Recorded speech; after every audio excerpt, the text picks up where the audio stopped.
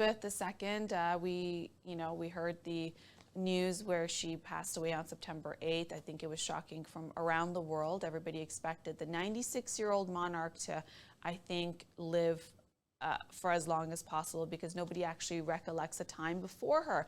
She had 70 years of reign as queen. And now that she is now going through the procession of her coffin, and everybody's now able to pay her visit to the Queen, there's hundreds of thousands of people expected to visit her in the next few days to pay their respect, to have their time with the Queen. And her coffin is in London. And this is a time where you can see that's her family in the procession behind her coffin. You can see King Charles III, Princess Royal, his sister Anne next to him, his two sons behind him, Prince William and Prince Harry. Prince William's now the Prince of Wales, and you can see the whole family there, from Prince Andrew and the rest of them who were walking behind the procession. There's the rest of the family with their spouses, so Prince Harry with Meghan Markle, and you can see Catherine, Duchess of Cambridge, who's now Princess of Wales in her new title since the passing of the Queen. And now it's been reported there's an estimated estate of the Queen Elizabeth II is worth $657 million. And as it breaks down in terms of what her fortune is, and this is her estate, this is interesting to know what it means for the money that the taxpayers will receive, but also what's been received from taxpayer program by the sovereign grant, which is inherited land, castles, and various other assets from her ancestors. Now, the Forbes has estimated her personal wealth to be around $657 million.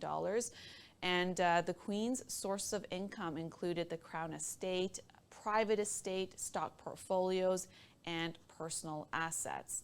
She also had personal assets including her valuable stamp collection and several works of art, jewelry, horses. It says, and of course, a massive stock portfolio, international project. If you recall the Panama Papers that was revealed in 2017, where it showed that people had, offshore portfolios at the Cayman Islands and Bermuda. Well, the Panama Papers revealed that there was $17 million of the Queen's money that was invested in offshore portfolios in the Cayman Islands and Bermuda. And the Crown's estate property includes Buckingham Palace, Windsor Castle, and Holyrood Palace. The Queen's annual sovereign grant comes out of the Crown estate profits, in what would be the exchange for yielding the rest of the revenue to the UK government. It's approximately 15% of the Crown's estate earnings are paid to the reigning monarch, and now it's King Charles III. The percentage is determined by the UK government and is subject to change. And so going back to 2017, it was agreed that the Queen would receive 25% for the next 10 years to help fund the refurbishment of Buckingham Palace, which is the palace in London. It is the central place where the Queen resided when she was doing her official duties in the capital. Now, the grant was used to pay for her royal duties, including official engagements and payroll for her staff.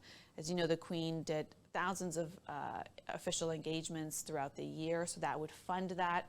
The sovereign grant, to give you an idea, for 2021 to 2022 was set by the UK government at almost $131 million, which is equivalent to almost $2 per person in the United Kingdom, according to the royal family's financial reports. Now, the UK government's treasury is also required by law to top up the grant if the Crown estate profits fall, in order to prevent a decline in targets. That did take place in 2020 as it was the onset of the pandemic.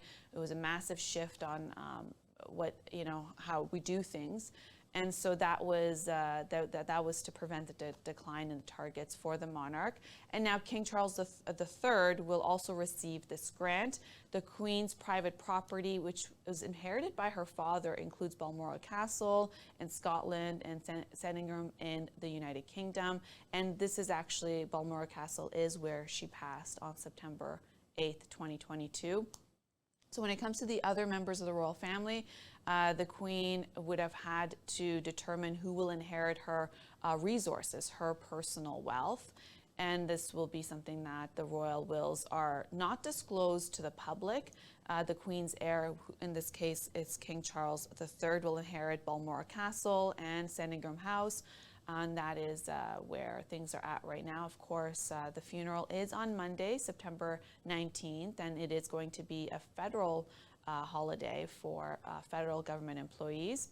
Not all the provinces are going to be a part of it. Ontario has decided to opt out of that, and other provinces have looked at perhaps a holiday for their public service. But the banks have said that they're going to be open and resume service as normal and as usual. We will bring you the live coverage of the Queen's funeral on Monday. Stay tuned with Y Media as we are tracking all of it and making sure that the full coverage of the Queen's funeral is going to be brought to you.